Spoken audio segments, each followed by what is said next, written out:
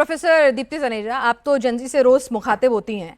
ये जो नया नया इश्क सबका हुआ है जेंजी से, और एकदम आजकल हम भाषा भी उन्हीं की सुनते हैं और बातें भी उन्हीं की होती हैं, उन्हीं के मीडियम अपनाए जाते हैं ज़्यादातर बातचीत करने के लिए। आपको लगता है कि ये पार्टियां डिलुलू में रह रही हैं? क्योंकि ये बहुत स्मार्ट जनरेशन है, ये किसी की नहीं सुनती आराम से, जब तक परखेगी नहीं, फैक्ट्स के साथ भरोसा नहीं करेगी, तब तक किसी के साथ नहीं आएगी। बिल्कुल पहनाज जी, नमस्कार आपको और सभी यहाँ दर्शकों को भी और टीवी के दर्शकों को भी, को पैनलिस्ट को भी। मैं शुरुआत करूंगी, ये जो युवा है, अगर इसको हम उल्टा पढ़ते हैं तो ये बनता है वायु, और ये जो वायु है ये वायु की गति से चलने वाले हैं। ये जेन जी जो है, ये किसी को, आपने सही बोला कि लोग डिलुलू में रहते हैं, डिल्यूजन्स में रहते हैं, वो सोचते हैं कि हम सेल्फी बना लेंगे और हम इस चीज से लोगों को लुभा लेंगे। ये जेन जी इस चीज से लुभती नहीं है। सबको दिख रहा था कि कौन सी सियासी रोटियां वहां सिक रही थी, और क्या अपना अगर ऑपोजिशन विपक्ष जो है, अगर अपने आप को 100 हार के बाद भी जब वो जेनजी को नहीं लुभा पाता, जब वो जनता को नहीं लुभा पाता, तो किसी और के मंच को यूज करना, ये है आजकल की विपक्ष की सोच और ये है उनकी, मैं कहूंगी, खोखलापन। बात करते हैं, आपने कहा कि उस समय क्या कर रहे थे विपक्ष वाले। भाई साहब, विपक्ष वाले ये वो विपक्ष हैं, जब आप कह रहे हो कि 20 दिन तक नहीं आए, 20 दिन तक नहीं आए, वो आपको आम खाने से मतलब है कि गुठलियां गिननी है।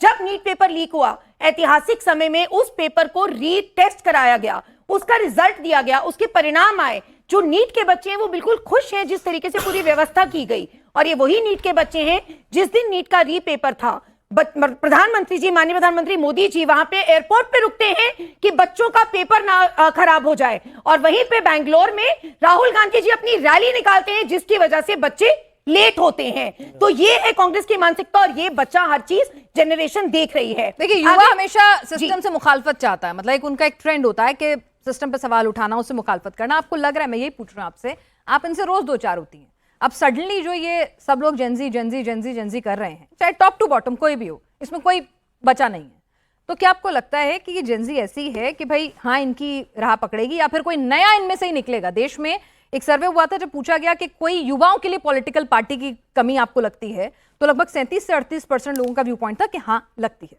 तो कोई एक नया दल उभरे ऐसा इन लोगों के साथ, ये उधर जाना पसंद करेंगे, या फिर आपको लगता है कि नहीं, इन्हें भरोसा हो जाता है लोगों पे? नहीं, देखिए, जो अगर ये नया पार्टी उभरती है, मैं फिर से बोल रही हूं कि जेन जी बहुत समझदार जनरेशन है। अगर कोई नई पार्टी उभरती है और वो किसी विपक्ष के नेता को अपना मंच दे देती है और उन्हीं की लाइन टो करती है, और जंतर मंतर पे नारे लगते हैं, ओमर खालिद को रिहा करो, आर्टिकल 370 वापस लाओ, तो ये जेन जी डुलुलू में नहीं रहती है। ये जेन जी समझती है युवा नेता अगर उभरेगा तो वो युवा नेता युवाओं की बात करेगा, वो युवा नेता आर्टिकल 370 और उमर खालिद की बात नहीं करेगा। और जहां तक बात आती है कि जब ये पार्लियामेंट में बिल चल रहा था तो विपक्ष क्या कर रहा था, विपक्ष ने, ये बात बहुत समझने वाली है पेनास, कि विपक्ष ने क्या किया, वॉकआउट किया। विपक्ष कहता है 90 अमेंडमेंट्स लाओ, और उस अमेंडमेंट में क्या है, जहां तक 10 करोड़ के फाइन की बात है, वो कहते हैं ना ना ना ना ना, किसी ने पेपर लीक किया तो ऐसे थोड़ी 50 लाख फाइन कर दो, बहुत है। ये है मानसिकता कि 50 लाख फाइन के अमेंडमेंट लाना चाहते थे वो। दूसरा 90 जोन की, आपका नंबर आएगा, आपका नंबर आएगा, आपका नंबर आएगा। 90 जोन के पॉइंट्स थे। 90 पॉइंट में दूसरा पॉइंट ये था कि अगर किसी बच्चे ने पैसा देकर पेपर लीक कराया है, लेकिन तो उसको विक्टिम मानसिकता मानी जाएगी। तनेजा, आप बहुत अच्छे से जानती हैं, हमारे देश के अंदर बहुत सख्त कानून है, death penalty, fast track court, बहुत से अपराधों के लिए ऑलरेडी, महिलाओं के साथ अपराधों के लिए तो ऑलरेडी बनी हुई है। इट्स नॉट अबाउट लॉ सख्त है और भी सख्त बन सकते हैं, लेकिन एग्जीक्यूशन सबसे बड़ी बात होती है।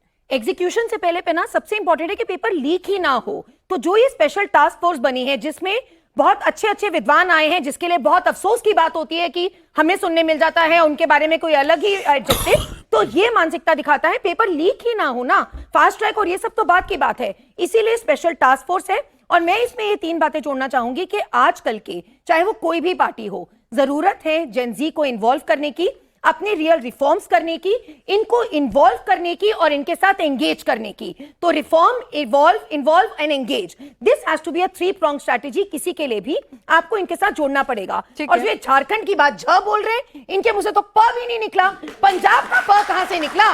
बेंच का इस्तीफा क्यों नहीं मांगा आपने? आप तो मान के बैठ गए कि वहां तो पेपर लीक ही नहीं हुआ। ठीक है, मैं आपका नंबर आएगा। श्वेता प्रिया जी एक बार भी नहीं बोली, उनको भी बोलने थोड़ा, मतलब एक अच्छी डिबेट करते हैं, सब पैनलिस्ट शामिल हो जाए। तो आप लोग इस वक्त सवाल सोच लीजिए, फिर बाद में पूरा मौका मिलेगा आपको अपने सवाल पूछने का। श्वेता प्रिया जी, जिस तरह से यहाँ पर कोशिश अब की जा रही है जेन जी को लुभाने की, आपको लगता है कि भाई जब लाठियां हुई उसमें ठीक है, आप कह रहे हैं कि भाई लॉ एंड ऑर्डर मेंटेन करने के लिए वो तमाम चीजें जरूरी थी, लेकिन उसमें इसमें भी कोई दो राय नहीं है कि छात्रों पर भी लाठियां भांजी गई। उसमें ऐसा नहीं आइडेंटिफाई कर सकते कि भाई ये शरारती तत्व है, क्या है।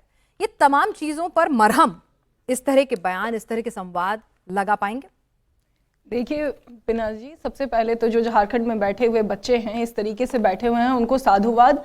आप सही मायने में देख लीजिए तो स्टूडेंट्स वो हैं, वो संविधान की किताब को अपने सीने पे लगाए हुए अनशन पे बैठे हुए हैं और उनको संविधान के बारे में कहीं ना कहीं पता भी है। मैंने पहले भी बोला है, कोई भी अधिकार जब आपको दिया जाता है वो एक जिम्मेदारी के साथ आती है, और जिम्मेदारी हमारे यहाँ के जेनजी बहुत अच्छे से समझते हैं, जो स्टूडेंट्स हैं वो बहुत अच्छे से समझते हैं, क्योंकि वो संविधान को समझते हैं। ये दोहरी राजनीति करने वाले लोगों को इन सब चीज़ों के बारे में पता नहीं होता है।